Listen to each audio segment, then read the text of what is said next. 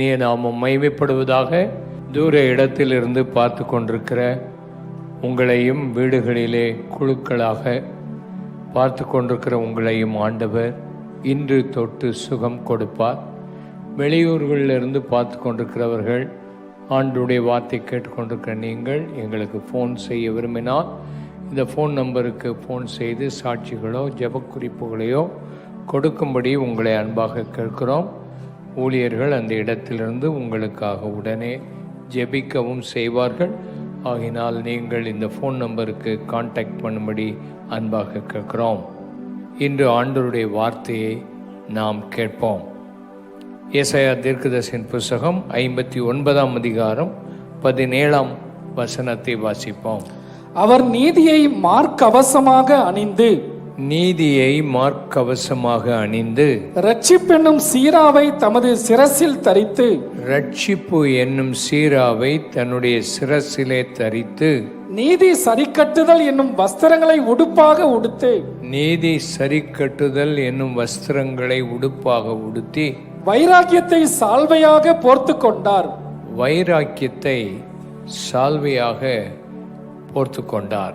இது ஆண்டவராக இயேசு கிறிஸ்துவை குறித்த ஒரு தீர்க்க தரிசன வசனம்.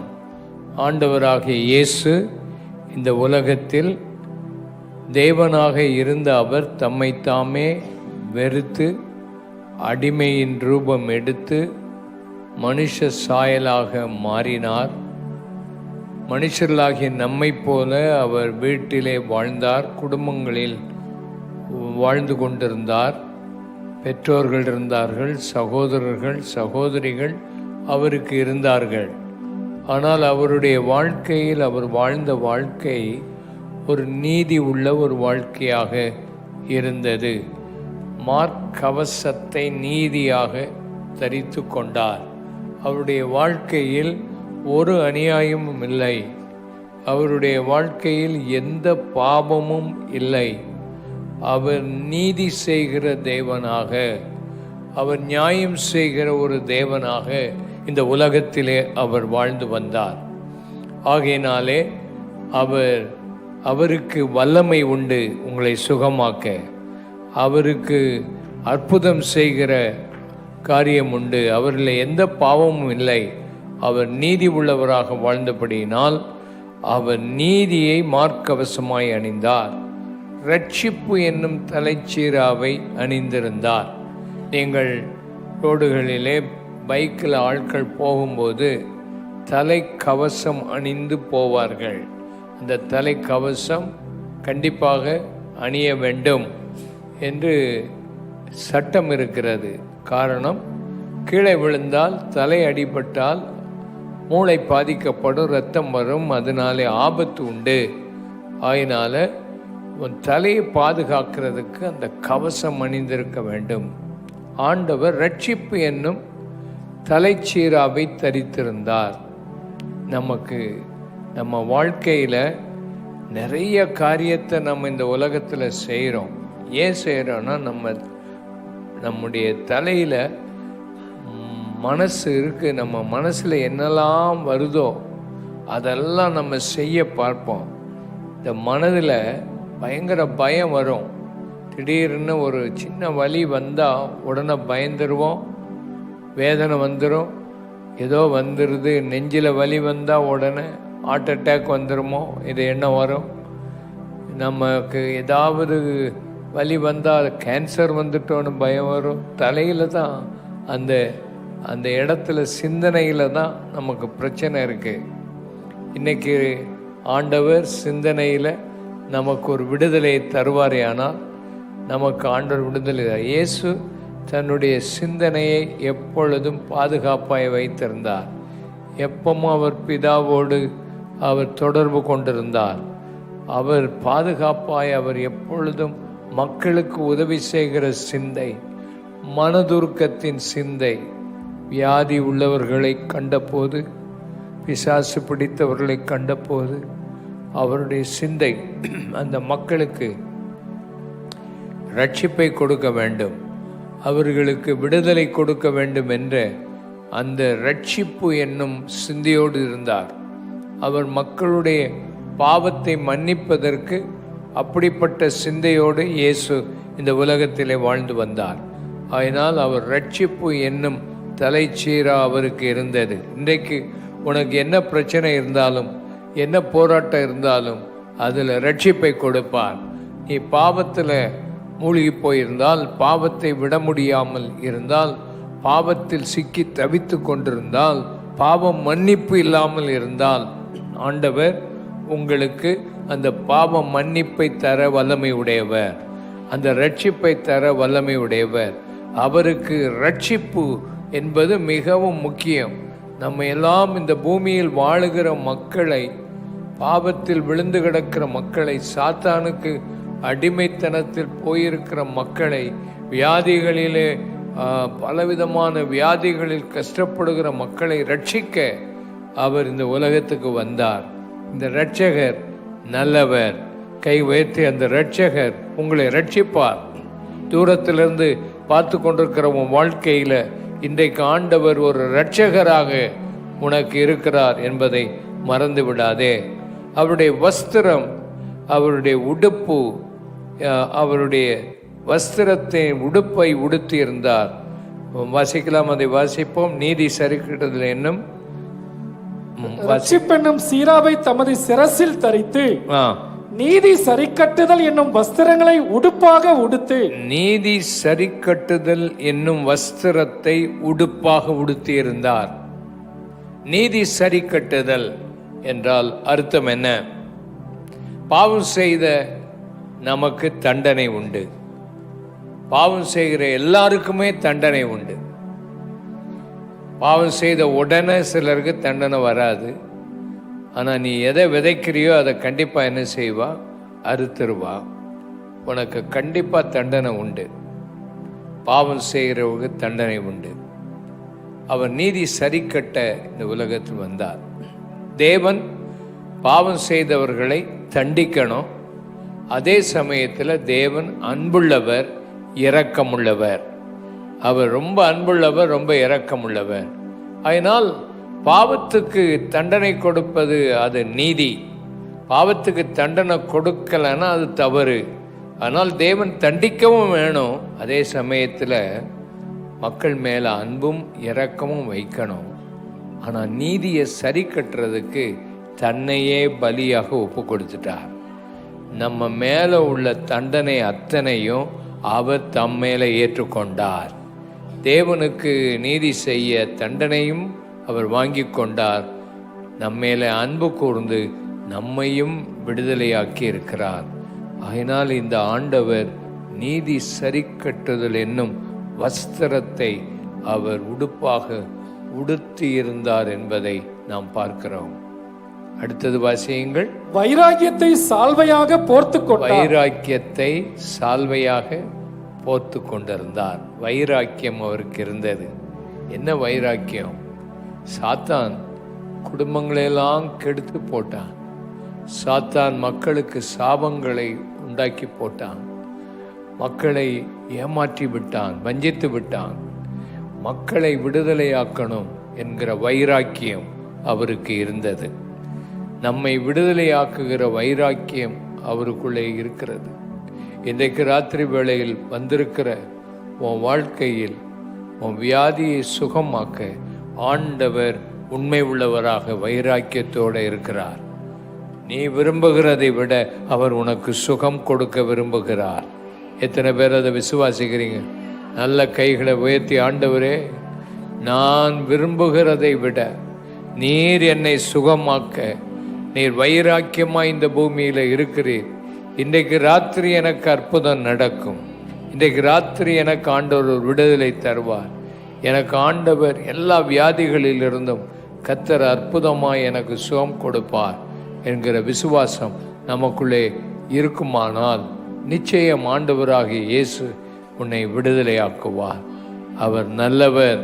அவர் இந்த இடத்துல உலாவி கொண்டிருக்கிறார். நீங்கள் உட்கார்ந்திருக்கும் போதே கர்த்தர் உன்னை சுகமாக்கி கொண்டிருக்கிறார். இந்த வார்த்தையை கேட்டுக்கொண்டிருக்கிற உங்கள் ஒவ்வொருவருடைய வாழ்க்கையிலும் ஆண்டவருடைய சுகம், ஆண்டவருடைய வல்லமை உங்களை தொட்டு உங்களை விடுதலையாக்க அது போதுமானதாய் இருக்கிறது. அவருடைய நாமம் மகிமைப்படுவதாக. ஏசாயா தீர்க்கதரிசியின் புஸ்தகம் 9ஆம் அதிகாரம் 7ஆம் வசனத்தை வாசிப்போம். தாவீதின் சிங்காசனத்தையும் அவனுடைய ராஜ்யத்தையும் அவர் திடப்படுத்தி அதை இது முதற்கொண்டு என்றென்றைக்கும் நியாயத்தினாலும்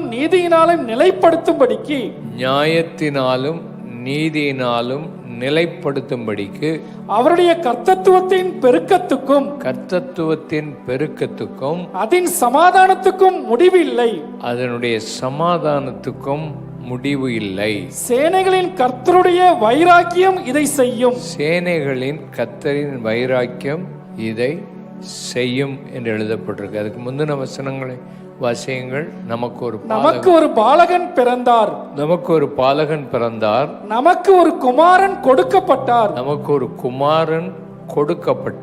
கர்த்தத்துவம் அவர் தோளின் மேல் இருக்கும், அரசாங்கம் ஆளுகை செய்கிறது அவருடைய தோளின் மேலே இருக்கும். அவர் நாமம் அதிசயமானவர். அவருடைய நாமம் எப்படிப்பட்ட நாமம்? அதிசயமான நாமம். ஆலோசனை கர்த்தர், வல்லமையுள்ள தேவன், நித்திய பிதா, சமாதான பிரபு எனப்படும். அவர் சிங்காசனம் நீதியும் நியாயமுடையது. இயேசு இந்த உலகத்துல குழந்தையா பாலகனா பிறந்தார். ஆனால் அவர் தேவகுமாரனாக நமக்கு கொடுக்கப்பட்டார். அவர் கர்த்தத்துவம் ஆளுகை அவர் மேலே இருக்குது. அவர் சாதாரணமானவர் அல்ல. அவர் ராஜாதி ராஜா, அவர் கத்தாதி கர்த்தர், இந்த பூமியை ஆளுகிறவர், பரலோகத்தையும் ஆளுகிறவர், எல்லாவற்றையும் ஆளுகை செய்கிற ஆளுகை அவருடைய தோளின் மேலே இருக்கிறது. அந்த அதிகாரம் அவருக்கு இருக்கிறது. அவர் சமாதான பிரபுவாக இருக்கிறார். அவர் சிங்காசனத்தில் வீற்றிருக்கிறது. நீதியும் நியாயத்தையும் செய்கிற ஒரு ஆண்டவராயிருக்கிறார். அது மாத்திரமல்ல, அவருடைய ஆளுகைக்கும் அவருடைய சமாதானத்துக்கும் முடிவே இல்லை. இதை யார் செய்வார்கள்? தேவனுடைய வைராக்கியம் அதை செய்யும். தேவனுடைய வைராக்கியம் அதை செய்யும். உன் வாழ்க்கையில் ஆண்டவர் ஒரு சமாதானத்தை கொடுப்பார். அந்த சமாதானம் உன் இருதயத்துக்குள்ளே இருக்கும். இன்னைக்கு ராத்திரியில் உன் வாழ்க்கையில் ஒரு சமாதானம் இல்லாமல் ஒரு குழப்பம், ஒரு பயம் உனக்குள்ளே இருக்குமானால், இன்றைக்கு ஆண்டவர் அந்த வைராக்கியத்தினால அந்த சமாதானத்தை உனக்குள்ளே தருவார். எத்தனை பேருக்கு அந்த சமாதானம் வேணும், இன்றைக்கி எனக்கு தேவைப்படுது அப்படிங்கிற விசுவாசிக்கிறவங்க கைவேற்றி காண்பீங்கள். ஆண்டவர் உங்கள் வாழ்க்கையில் இந்த சமாதானத்தை நிச்சயம் தருவார். ஒரு மாற்றத்தை தருவார். ஆண்டவர் ஒரு சமாதானம் கொடுக்கிறவர். வைராக்கியமாக நீங்கள் அவர் அதில் கொடுக்கறதுக்கு வைராக்கியமாக இருக்கிறார், ஜாக்கிரதையாக இருக்கிறார். வைராக்கியம்னு சொன்னால் அடுத்த அதுக்குரிய அர்த்தம் ஜாக்கிரதையாக இருக்கிறார், உற்சாகமாக இருக்கிறார், ஊக்கமாக இருக்கிறார். உனக்கு சமாதானத்தை கொடுக்கணும். இன்றைக்கு ராத்திரி தூர இடத்திலிருந்து பார்த்து கொண்டிருக்கிற உன் வாழ்க்கையில் சமாதானமே இல்லை, கவலையோட, பாரத்தோட, அழுத்தத்தோட நீ இருக்கிற உனக்கு ஏதோ ஒரு சத்துருக்கின் கிரியை உனக்குள்ள உண்டாகி உன்னை வேதனைப்படுத்தி உன்னை அலக்கழித்து கொண்டிருக்கிற அந்த பிசாசு, இன்றைக்கு ராத்திரி வேளையில் நீ உட்கார்ந்திருக்கும் போதே அந்த பிசாசு உன்னை விட்டு வெளியேறி ஆண்டவர் உனக்கு ஒரு சமாதானத்தையும் ஒரு வைராக்கியத்தோடு உனக்கு உதவி செய்ய, நீ அதற்கு எந்த தகுதியும் உனக்கு இல்லை, ஆனால் ஆண்டவருடைய இரக்கம் உன் மேலே இருக்குது. ஆண்டவர் உன்னை தெரிந்து கொண்டிருக்கிறார். ஹல்லேலூயா. இதுவரைக்கும் நீ அவரை தொழுது கொள்ளலை, இதுவரைக்கும் அவருடைய அருமையான கிரியைகளை நீ காணலை. ஆனால் இன்னைக்கு ஆண்டவர் அதை உனக்கு தர அவர் உன்னை தெரிந்து கொண்டிருக்கிறார். இன்றைக்கு உன் வாழ்க்கையில் ஒரு விடுதலை உண்டாகிறது. உனக்கு சொல்லி முடியாத ஒரு சமாதானம், ஒரு புரிய முடியாத ஒரு சமாதானம். உன் கவலையெல்லாம் அவர் மேலே இன்னைக்கு நீ வைத்திரும்போது அவர் அதை ஏற்றுக்கொண்டு உனக்கு ஆண்டவர் கவலையிலிருந்து ஒரு பெரிய விடுதலையை அவர் கொடுக்க வல்லமை உடையவர். ஒரு சமாதானத்தை உனக்கு கொடுக்க அவர் வல்லமை உடையவராய் இருக்கிறார். ஆமேன். ஏசாயா தீர்க்கதரிசியின் புஸ்தகம் 63ஆம் அதிகாரம் 15ஆம் வசனத்தை வாசிப்போம். தேவரீர் பரலோகத்திலிருந்து கண்ணோக்கி, தேவரீர் பரலோகத்திலிருந்து கண்ணோக்கி, பரிசுத்தமும் மகிமையும் உள்ள, பரிசுத்தமும் மகிமையும் உள்ள உம்முடைய வாசஸ்தலத்திலிருந்து பாரும், உம்முடைய வாசஸ்தலத்திலிருந்து பாரும். உம்முடைய வைராக்கியமும் உம்முடைய வைராக்கியமும் உம்முடைய வல்லமையும் எங்கே? உம்முடைய வல்லமை எங்கே? உம்முடைய உள்ளத்தின் கொதிப்பையும் உம்முடைய உள்ளத்தின் கொதிப்பையும் உம்முடைய மன உருக்கத்தையும் மன உருக்கத்தையும் எனக்கு முன்பாக அடக்கிக் கொள்ளுகிறீரோ? எனக்கு முன்பாக அடக்கிக் கொள்ளுகிறீரோ? அடுத்த வசனம். தேவரீர் எங்கள் பிதாவாய் இருக்கிறீர். தேவரீர் யாரா இருக்கிறீர்? எங்கள் பிதாவாய் இருக்கிறீர். ஆபிரகாம் எங்களை அறியான், இஸ்ரவேலுக்கு நாங்கள் அறியப்பட்டவர்களும் அல்ல. கர்த்தாவே நீர் எங்கள் பிதாவும் எங்கள் மீட்பருமாய் இருக்கிறீர். இது பூர்வ காலம் முதல் உம்முடைய நாமம். ஆமென். பரலோகத்தில் இருந்து மகிமையான உம்முடைய வாசஸ்தலத்தில் இருந்து எங்களை நோக்கி பாரும் ஆண்டவரே. உங்க வல்லமை எங்கே? உங்க வைராக்கியம் எங்கே?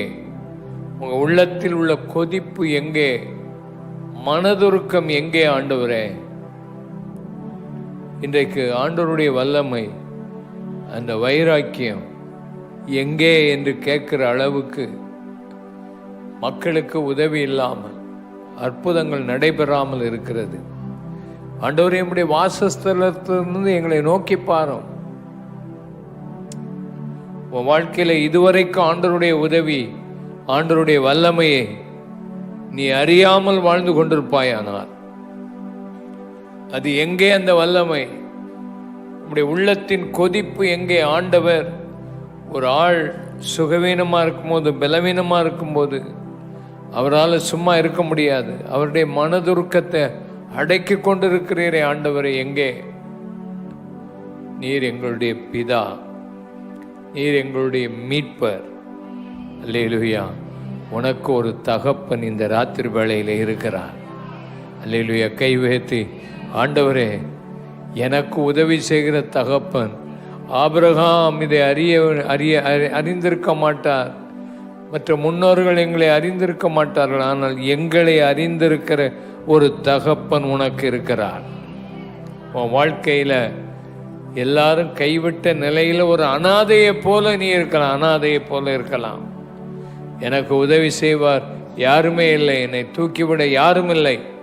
38 வருஷமா ஒருத்தன் பெதஸ்தா குளத்தின் பக்கத்தில் உட்கார்ந்து ஒருத்தர் எனக்கு உதவி செய்யல, என்னை தூக்கி கொண்டு போக ஒருத்தரும் இல்லை, எனக்கு உதவி செய்ய ஒருவரும் இல்லை என்று சொல்லிக்கொண்டே படுத்திருந்தான். 38 வருஷமா காத்திருந்தான். ஆண்டவருடைய வல்லமை எங்கே? ஆண்டவருடைய மனதுருக்கம் எங்கே? அவனை தேடி இயேசு அவன் பக்கமாய் போய் 38 வருஷம் படுத்திருந்த அவனை விடுதலையாக்கின அதே இயேசு நேற்று இன்று என்று மாறாதவராய் உன் தகப்பனாக உன் அருகே இருக்கிறார். 2 கைகளை உயர்த்தி, தகப்பனாக உன் அருகே இருக்கிறார். மீட்பராக அவர் உனக்கு வருகிறார். அவருடைய வைராக்கியம் எங்கே என்பதை நீ காணத்தக்கதாக ஆண்டவர் உனக்கு ஒரு அற்புதத்தை செய்ய வல்லமை உடையவராய் இருக்கிறார். ஆண்டவர் தம்முடைய அற்புதத்தை உனக்கு செய்ய வல்லமை உடையவராய் இருக்கிறார். ஹல்லேலூயா. அப்பா பிதாவே என்று கூப்பிடுங்கள் அவரை. அப்பா பிதாவே என்று கூப்பிடுகிற ஒரு புத்திர சுவிகாரத்தின் ஆவியை எங்களுக்கு கொடுத்திருக்கிறீர் அப்பா. நாங்கள் அடிமைத்தனத்தின் ஆவியை பெறாமல் எங்களுக்கு உதவி செய்கிற ஒரு தகப்பன் இருக்கிறீர் என்பதை உணர்ந்து, அப்பா பிதாவே, ஓ ஹல்லேலூயா, அன்பான எங்கள் நேசரே, எங்கள் அப்பா பிதாவே, அன்பான நேசரே, எங்களுக்கு உதவி செய்கிறவரே, உமக்கு நன்றி என்று நாம் எல்லாரும் பாடுவோமா? அப்பா பிதாவே, அன்பான தேவா, அருமை இரட்சகரே, ஆவியானவரே, ஆமென். பாடுங்கள். அப்பா பிதாவே, அன்பான தேவா, அருமை இரட்சகரே,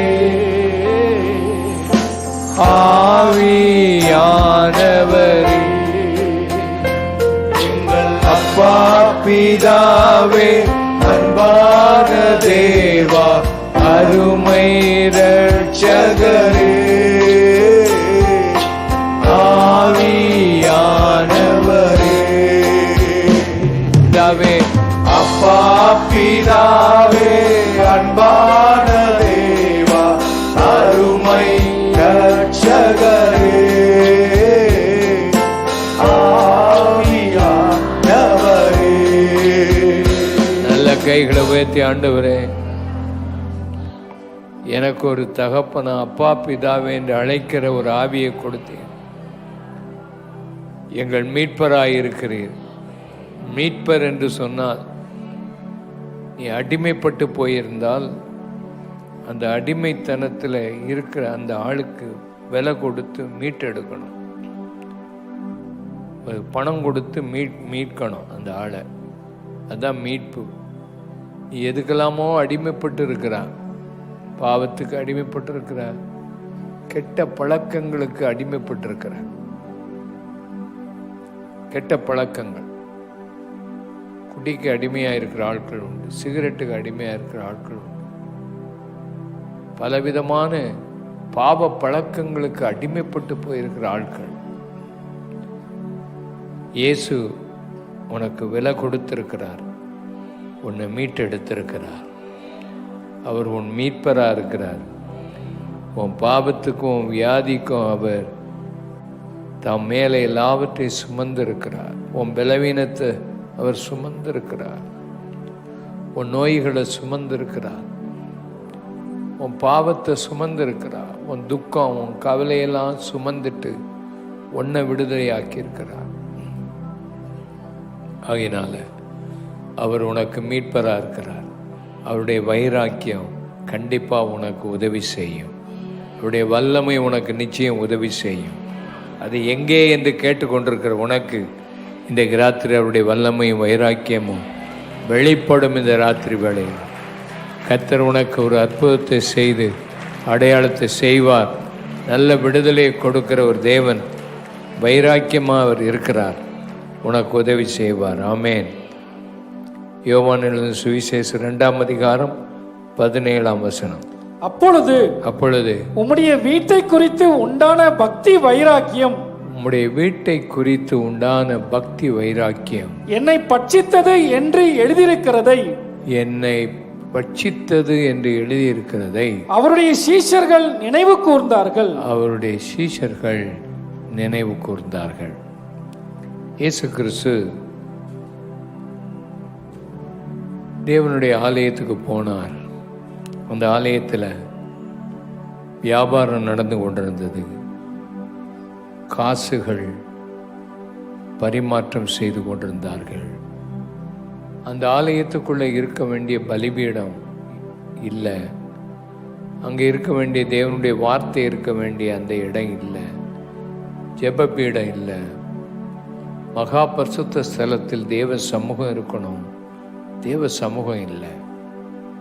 அங்கே கள்ளர் குகையாக மாற்றியிருந்தாங்க, வியாபார ஸ்தலமாக மாற்றிட்டாங்க. அதை கண்டு ஆண்டவர் வைராக்கியத்தோட சாட்டை ஒன்றை எடுத்து எல்லாத்தையும் அடித்து விரட்டிட்டார். அதை விரட்டின போது அங்கே சொல்லப்பட்டிருக்கிறது, உம்முடைய ஆலயத்தை குறித்த, வீட்டை குறித்த வைராக்கியம் என்னை பட்சித்தது. இயேசு கிறிஸ்துவை சிலுவையில் அறையும் போது இவர் என்ன குற்றம் செய்தார் என்று சொல்லும்போது, இவர் தேவனுடைய ஆலயத்தை நீங்கள் இடித்தால் நான் அதை 3 நாட்களுக்குள்ள கட்டுவேன் சொன்னார். அவருடைய சொந்த சரீரத்தை பற்றி அவர் சொன்னார். இவர் தேவ ஆலயத்தை இடிப்பேன், 46 வருஷம் ஆச்சு அதை கட்டுறதுக்கு என்று சொல்லி அவர் மேல் குற்றம் சாட்டினார்கள். அந்த ஆலயத்தில் அவர் செய்த அந்த காரியம் அவரை பட்சித்தது. அவரை சிலுவையில் அறைந்தார்கள் அந்த கடைசி நாட்களில். அருமையானவர்களே, உன்னுடைய இருதயம் பரிசுத்தமாக இருக்கணும், உன் ஆலயம் சுத்தமாக இருக்கணும். இப்போ ஆண்டவர் உங்களையும் என்னையும் ஆலயமாக மாற்றணும்னு விரும்புகிறார். அந்த ஆலயத்தில் பரிசுத்த ஆவியானவர் வாசம் பண்ணுவார். உன்னுடைய தேவனுடைய ஆலயத்தை ஆண்டவர் பரிசுத்தமாக வைக்கணும்னு விரும்புகிறார். சுகமாய் இருக்க விரும்புகிறார். நீ சுகமாக இருக்கணும், நீ நல்லா இருக்கணும். அதுக்கு தான் ஆண்டவர் உன்னை ஆலயமாக மாற்றி, உன் ஆலயத்தில் எந்த பாவமும் இருக்காதபடி அதை பரிசுத்தமாக வைத்துக்கொள். அந்த ஆலயத்தை பரிசுத்தப்படுத்தின உடனே சப்பானிகளும் குருடர்களும் தேவை உள்ளவர்கள் எல்லாரும் இயேசுவண்டை வந்து சுகத்தை பெற்றுக்கொண்டார்கள் என்று வேதத்தில் வாசிக்க முடியும். இன்றைக்கும் தேவன் நம்முடைய நடுவே இருக்கிறார். நம்மை பரிசுத்தப்படுத்தணும்னு விரும்புகிறார். நம்மை ஆசீர்வதிக்க விரும்புகிறார். அவரால் முடியாது ஒன்றுமே இல்லை. கர்த்தர் நிச்சயம் உங்கள் வாழ்க்கையில் நல்ல அற்புதத்தை செய்வார், அடையாளத்தை செய்வார். தூர இடத்திலிருந்து, வீடுகளிலிருந்து, டிவி மூலமாக மற்றும் ஆன்லைன் மூலமாக, சின்ன ஃபோன் மூலமாக கூட நீங்கள் பார்த்து கொண்டிருக்கலாம். ஆண்டவர் உங்களை சுகமாக்க வைராக்கியமுடையவராக இருக்கிறார், ஆவலாக இருக்கிறார். உனக்கு ஒரு அற்புதம் நடக்கும். முதல் அற்புதம் உன் பாவத்தை மன்னிக்க இரட்சகராக இருக்கிறார். உன்னை பாவத்திலிருந்து விடுதலையாக்க மீட்பராக இருக்கிறார். ரெண்டாவது, உன் வியாதிகள், உன் வேதனைகளை சுகமாக்கி உனக்கு ஒரு சமாதானத்தை கொடுக்க வைராக்கியத்தோடு அவர் இந்த ராத்திரி இருக்கிறார். கண்களை மூடி ஜெபம் பண்ணுவோம். இயேசுவே, தூர இடத்தில் உள்ளவர்கள் பார்த்து கொண்டிருக்கிற நீங்கள், இயேசுவே, என்னுடைய வாழ்க்கையில் என்னை ரட்சிப்பதற்காக இந்த பூமிக்கு வந்தீர். என் பாவத்தை மன்னிக்க இந்த பூமிக்கு வந்தீர். எந்த பாவத்தின் பாரத்தையும் நான் சுமக்க விரும்பலை. என் இருதயத்தை ஆலயமாக மாற்றும், எனக்குள்ள வாசம் செய்யும். என் பாவங்களை நான் அறிக்கை செய்து விட்டு விடுகிறேன் என்று ஆண்டவருக்கு உங்களை அர்ப்பணியுங்கள். முதலாவது, இயேசு என் உள்ளத்தில் வரணும், என்னுடைய இருதயத்தை ஆலயமாக மாற்றணும், என் பாவத்தை இயேசு மன்னிக்கணும். ஐயா, எனக்கு ஒரு ரட்சிப்பு வேணும், எனக்கு ஒரு விடுதலை வேணும் என்று சொல்லுகிறவர்கள் உங்கள் கைகளை உயர்த்தி காண்பீங்கள். சீக்கிரமாக எங்கே இருந்தாலும் கைகளை உயர்த்தி காண்பீங்கள். இந்த இயேசு கிறிஸ்துவை தெய்வமாக இரட்சகராக என் இருதயத்தில் ஏற்றுக்கொள்கிறேன், எனக்காக வேண்டிக்கொள்னு சொல்கிறவங்களாம் கை வைத்து காண்பீங்கள். ஆண்டவர் உங்களை ஆசீர்வதிப்பார். கைகளை உயர்த்தினவர்கள் எழுந்து நில்லுங்கள். ஒரு நிமிஷம் எழுந்திருங்கள். ஆண்டவர் உங்களை ஆசீர்வதிப்பார். நன்றி. சீக்கிரம் எழுந்திருங்கள். உங்கள் கைகளில் இந்த எண்ணெய் பாட்டில் இருக்குமானால் அதை எடுத்துக்கொண்டு முன்னாலே வாங்க. உங்களுக்காக ஜெபம் பண்ணுவோம். தூர இடத்துல பார்த்து கொண்டிருக்க, வீடுகளை பார்த்து கொண்டிருக்கிறவங்க, நீங்களும் இயேசுவை ஏற்றுக்கொள்கிறதா இருந்தால் எழுந்திருங்கள். உங்களுக்காக ஜெபம் பண்ண போகிறோம். ஆண்டவர் உங்களை ஆசீர்வதிப்பார். சீக்கிரமாக முன்னால் வாங்க. எழுந்திருக்க கை வைத்தினவங்க முன்னால் வாங்க. உங்களுக்காக ஜெபம் பண்ண போகிறோம். கர்த்தர் உங்களை ஆசீர்வதிப்பாராக. சீக்கிரம் முன்னால் வாங்க. ஆண்டவர் உங்களை ஆசீர்வதிப்பார். ஆண்டவருடைய வல்லமையின் கரம் உன்னை தொடும். இந்த ஆண்டவர் உன்னை ஆசீர்வதிப்பார்.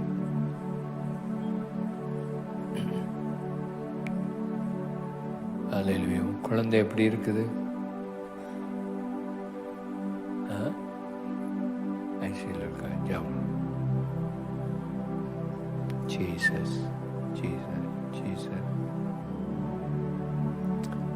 ஒப்பு கொடுங்க. ஆண்டவருக்கு ஒப்பு கொடுங்க.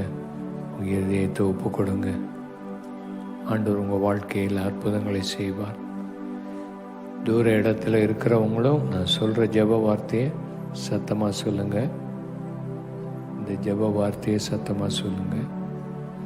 அன்புள்ள இயேசுவே, நீர் என்னுடைய தகப்பன். என் பாவத்தையும் பாரத்தையும் சுமந்து விட்டீர். எனக்கு உதவி செய்கிற ஆண்டவரே, அற்புதம் செய்யும். என் வாழ்க்கையில் உம்முடைய சமாதானம், உம்முடைய சந்தோஷம் எனக்குள்ள வரணும். என் வாழ்க்கை மாறணும், என் குடும்பம் மாறணும். என் நல்லவர், அற்புதம் செய்யும். இயேசுவே,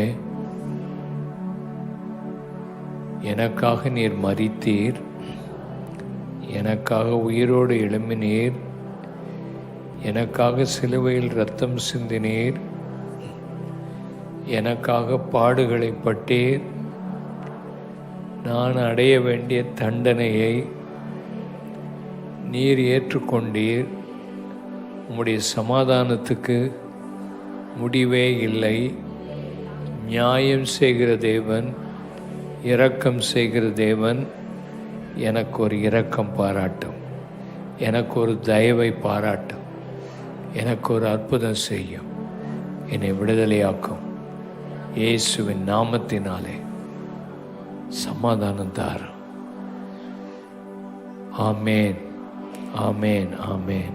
தொடர்ந்து இந்த இயேசுவை உங்கள் இருதயத்தில் நீ வைத்து கொண்டு விடுதலையை அனுபவித்து கொண்டிருக்கணும், விட்டுறக்கூடாது. தொடர்ந்து விடாமல் ஜெபம் பண்ணுங்க.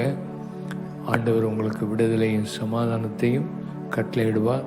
தூரத்தில் பார்த்து கொண்டிருக்கிற உங்கள் வாழ்க்கையிலும் ஆண்டவர் ஒரு சமாதானமும் சந்தோஷமும் நிம்மதியும் பாவ மன்னிப்பையும் தருவார். அதை ஏற்றுக்கொள்ளுங்க. பைபிள் வாங்கி வாசியுங்கள். நீங்கள் சர்ச்சுக்கு நீங்கள் எங்கள் வீட்டு பக்கத்தில் கூட்டம் இருக்கும், அதையும் பார்த்து நீங்கள் போங்க. இந்த ஊழியர்கிட்ட கேளுங்க, அந்த வீட்டு கூட்டங்கள் எங்கே நடக்குதுன்னு சொல்லுவாங்க. உங்கள் வாழ்க்கையில் இந்த சர்ச்சில் நடக்கிற ஆராதனைக்கு தொடர்ந்து வாருங்கள். ஆண்டவர் உங்களை ஆசீர்வதிப்பார். நீங்கள் விசுவாசிக்கணும். இந்த ஜெபத்தை ஆண்டவர் ஏற்றுக்கொண்டிருக்கிறார். இப்போ இந்த வியாதிகளுக்காக ஜெபம் பண்ணுவோம். இந்த எண்ணெய் கையில் எடுத்துக்கொள்ளும். எல்லோரும் எழுந்து நிற்போம். வீடுகளில் இருக்கிறவர்களும் எண்ணெயை எடுத்துக்கொள்ளுங்கள். எண்ணெய்க்காக ஜெபம் பண்ணுவோம்.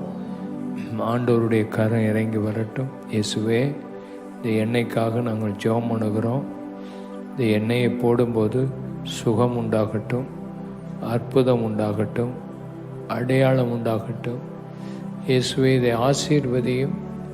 எண்ணெய் பூசி ஜெபம் பண்ண கடவர்கள். அப்பொழுது விசுவாசமுள்ள ஜெபம் பிணியாளியை ரட்சிக்கும்.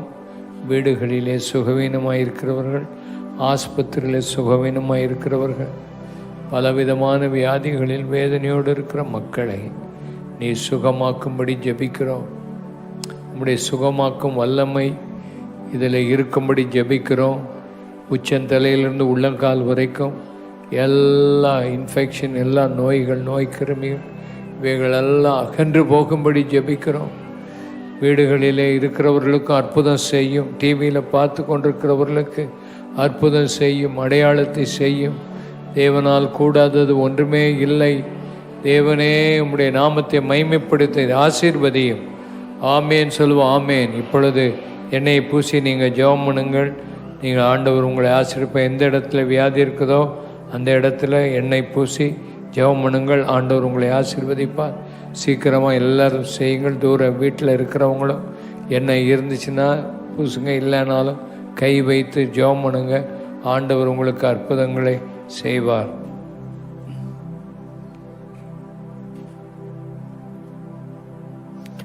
ஆண்டவருடைய நாமம் மகிமைப்படுவதாக. எல்லாரும் ஒருமனப்பட்டு ஜெபம் பண்ணுவோம். ஒருமனப்பட்டு ஜெபம் பண்ணுவோம்.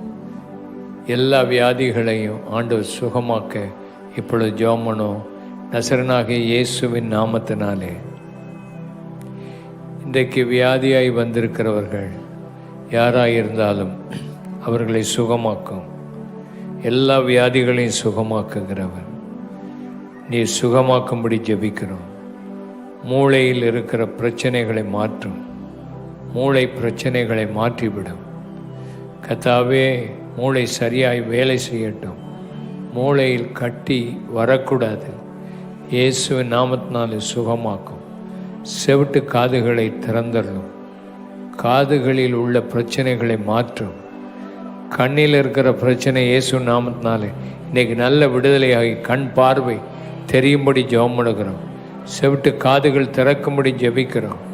கர்த்தாவே, முதுகு எலும்பில் இருக்கிற எல்லா பிரச்சனைகள், வலிகள், போராட்டங்களை இயேசுவின் நாமத்தினாலே நீக்கும்படி ஜெபிக்கிறோம். இயேசுவின் நாமத்தினாலே கழுத்து பகுதியில் இருக்கிற போராட்டங்களை, நரம்பு பிரச்சனைகளை மாற்றும். முழு சரீரத்தில் உண்டாயிருக்கிற நரம்பு பிரச்சனைகளை மாற்றும். மயக்க வியாதிகளை மாற்றும். தலை சுற்று நின்று போகட்டும் இயேசுவின் நாமத்தினாலே. நெஞ்சு வலியும் இருதய பலவீனங்களும் மாறட்டும். இரத்த ஓட்டம் சீராய் மூளைக்கு போகட்டும். ஞாபக சக்தியை கட்டளையிடும்படி ஜெபிக்கிறோம். கால்களையும் கைகளையும் கரடுகளையும் பலப்படுத்தும் ஆண்டவரே, பலப்படுத்தும்படி நாங்கள் ஜெபிக்கிறோம். இயேசுவின் நாமத்தினாலே பலப்படுத்தும்படி நாங்கள் ஜெபிக்கிறோம். எல்லா போராட்டங்களை மாற்றும். ஹல்லேலூயா. ஆஸ்பத்திரியில் சுயநமாய் இருக்கிறவர்கள், வீடுகளிலே சுயநமாய் படுத்திருக்கிறவர்கள், எழுந்து நடக்க முடியாதவர்கள் எழுந்து நடப்பார்களாக. நீண்ட நாட்களாய் படுத்திருக்கிற படுக்கையை விட்டு எழும்புவார்களாக. மூச்சு திணறல் மாறும்படி ஜெபிக்கிறோம் ஆண்டவரே. லங்ஸ் பிரச்சனைகள் மாறட்டும். எந்த இன்ஃபெக்ஷன் ஆண்டவரே, வைரல் இன்ஃபெக்ஷன்னாலே பாதிக்கப்பட்ட எல்லா பலவீனமும் மாறட்டும். குழந்தைகள் மேல் நம்முடைய கரம் வரும்படி ஜெபிக்கிறோம். பிள்ளைகளை தொட்டர்களும் ஆண்டவரே, வயோதிபர்களை தொட்டர்களும். தேவனுடைய நாமத்தினாலே பயத்தின் ஆவி நீங்கட்டும். விசுவாசம் உண்டாகட்டும் ஆண்டவரே. ஆண்டவரே, பயங்கரமா குடல் இறக்கங்கள் மாறி சுகமாகட்டும். குடல் புண்கள் சுகமாகட்டும். மேலே இருக்கிற அலர்ஜி சுகமாகட்டும். ஆண்டவரே, சரீரத்தில் தோள்களில் இருக்கிற வியாதிகளை சுகமாக்கி போடும் ஆண்டவரே. கிட்னியில் இருக்கிற கல்லுகள், கிட்னியில் இருக்கிற பிரச்சனைகளை நீர் மாற்றி போடும் கர்த்தாவே. இரத்தத்தில் உண்டாயிருக்கிற எல்லா வியாதிகளையும் நீர் மாற்றி போடும் இயேசுவின் நாமத்தில். வாய்வு சம்பந்தமான நோய்களை உம்முடைய நாமத்தினாலே எடுத்து போடும். உம்முடைய பிள்ளைகள் ஒவ்வொருவருக்கும் ஆண்டவரை கிருபை கொடும். ஒவ்வொரு மேலும் உடைய அற்புதத்தை நீர் வைத்து தாங்கிக் கொள்ளும்படி ஜெபிக்கிறோம். வீட்டுக்குள்ளே இருக்கிற சண்டைகள், போராட்டங்கள், பண பிரச்சனைகள் மாறும்படி ஜெபிக்கிறோம். பிள்ளைகளுடைய படிப்பு விஷயமாக நீர் உதவி செய்யும்படி ஜெபிக்கிறோம். வியாபாரம் தொழில்களை ஆசீர்வதித்தருளும். தேவனால் கூடாதது ஒன்றுமே இல்லை. ஒவ்வொரு குடும்பத்தையும் நீர் ஆசீர்வதியும் ஆண்டவரே. எல்லா விதமான வியாதிகள், ஈரல் சம்பந்தமான வியாதிகளை நீர் சுகமாக்குகிறீர். அதற்காக உம்மை துதிக்கிறோம். கல்லீரலில் இருக்கிற பிரச்சனைகள் மாறும்படி நாங்கள் ஜெபிக்கிறோம். உணவு குழாய்கள், உணவு பையில இருக்கிற எல்லா பிரச்சனைகளை மாற்றிடலும் ஆண்டவரே. குடல் ஆண்டவர் பலவீனப்பட்டிருக்க குடல்களை பலப்படுத்தும்படி நாங்கள் ஜெபிக்கிறோம். போன வியாதிகள் திரும்ப வரக்கூடாது என்று கட்டளை கொடுத்து ஜெபிக்கிறோம். பிசாசின் கிரியைகள், அந்தகார சக்திகள், பில்லி சூனி ஆவிகள், பொறாமையின் ஆவிகளினாலே செய்யப்பட்ட செய்வனையின் ஆவிகள் எல்லாவற்றையும் இயேசுவின் நாமத்தினாலே, நசரனாகிய இயேசுவின் நாமத்தினாலே ஷீரபஹாந்தலபஹா. தேவ ஆவியானவரே, வல்லமை கொண்ட தேவ ஆவியானவரே, இறங்கும்படி ஜெபம் பண்ணுகிறோம். இறங்கும்படி ஜெபம் பண்ணுகிறோம். ஒவ்வொருவரை தொடும்படி ஜெபிக்கிறோம். ஒவ்வொரு மேலும் தம்முடைய கரத்தை வைக்கும்படி ஜெபிக்கிறோம். ஓ ஹல்லேலூயா, ஹல்லேலூயா. ஒவ்வொருவரையும் நீர் ஆசீர்வதிக்கும்படி நாங்கள் ஜெபிக்கிறோம். இப்படி கரம் இறங்கி வரட்டும். தேவாதி தேவன் தம்முடைய பிள்ளைகள் ஒவ்வொருவரையும் நீர் நோக்கி பார்த்தரலும், கண்ணோக்கி பார்த்தரலும். ஒவ்வொருவரையும் ஆசீர்வதியும். விடுதலை ஆக்கினதற்காக ஸ்தோத்திரம். நாமத்தை மகிமைப்படுத்துங்க. ஆசீர்வதியும். நீ ஜெபத்தை கேட்டதுக்காக ஸ்தோத்திரம். பதில் கொடுத்ததுக்காக ஸ்தோத்திரம். ஆமேன் சொல்லுவோம். ஆமேன்.